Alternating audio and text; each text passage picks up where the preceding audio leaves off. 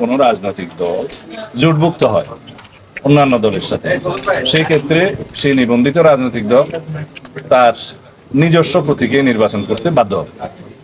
আগে বিধানটা ছিল জোটভুক্ত রাজনৈতিক দলসমূহ নিবন্ধিত যারা জোটভুক্ত হয়ে নির্বাচন করবে তারা হয় নিজেদের প্রতীক অথবা জোটের অন্য প্রতীক নিয়ে নির্বাচন করার একটা স্বাধীনতা ছিল। সেই আইনটা যখন খসড়া আমরা দেখেছি, নির্বাচন কমিশন থেকেও আমাদেরকে পাঠিয়েছিল, এর মধ্যে মতামত আছে কিনা।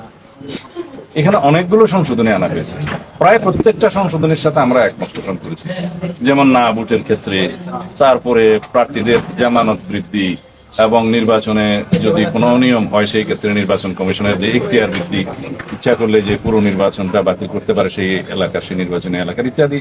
আরো বেশ কয়েকটা বিধান সেখানে যুক্ত ছিল, আচরণবিধি ভঙ্গ করলে ফাইন, জরিমানা বৃদ্ধি ইত্যাদি আরো অনেক কিছু ছিল। আমরা সবগুলোর সাথেই একমত পোষণ করেছিলাম, শুধুমাত্র এই বিধানটার সাথে আমরা একমত পোষণ করিনি। পরে যখন এটা সরকারের কাছে মানে আইন মন্ত্রণালয়ে যখন ভেটিং এর জন্য প্রেরণ করা হয়, তখনও অনানুষ্ঠানিকভাবে সরকারের প্রতিনিধি হিসেবে আমি মাননীয় আইন উপদেষ্টার সাথে আলোচনা করেছিলাম। আলোচনার প্রেক্ষিতে তিনি বলেছিলেন যে এটা সরকারের নজরে তিনি আনবেন, এবং এই বিষয়টা আলোচনা করে তিনি যাতে একটা বিহিত হয় সেটা বিবেচনা করবেন বা সরকার বিবেচনা করতে পারে। তারপরে আমি ওনার সাথে আবার কথা বলেছি এবং আমাদের যে কনসার্ন, আমাদের যে উদ্বেগ এই বিষয়ে, যেটা আগে ছিল সেই বিষয়টা আগের মতো আইনটা যাতে বহাল থাকে সেই জন্য আমরা আবেদন করেছি। সেই কাগজটা আমি অফিসিয়ালি আজকে চিঠিটা দিয়েছি, আপনাদের বিষয়ে চিঠির কপি চাইলে আমি দিতে পারবো।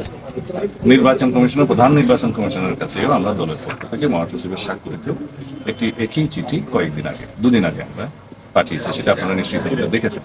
আমরা আশা করি বাংলাদেশে বহুদলীয় গণতন্ত্রের স্বার্থে আমরা যার জন্য সংগ্রাম করেছি এই বিধানটা আগের মতো বহাল থাকা উচিত। কারণ আমরা মনে করি অনেক দলের আকার ছোট হলেও সেখানে অনেক গুরুত্বপূর্ণ জাতীয় নেতৃত্ব আছেন, তারা নির্বাচিত হয়ে জাতীয় সংসদে আসতে পারলে জাতীয় সংসদ সমৃদ্ধ হবে।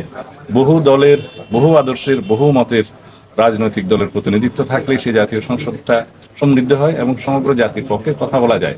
আইন প্রণয়নের ক্ষেত্রেও তারা ভূমিকা রাখেন, সেটা জাতি সমৃদ্ধ হবে এবং উপকৃত হবে। সেই জন্য আমরা মনে করি যাতে নিবন্ধিত রাজনৈতিক দল যারা জোটভুক্ত হয়ে নির্বাচন করতে চায় তারা হয় নিজের প্রতীকে অথবা জোটের অন্য দলের প্রতীকে নির্বাচন করার যে স্বাধীনতা, সেটা আগে যে বিধান ছিল সেটা বহাল রাখা হোক।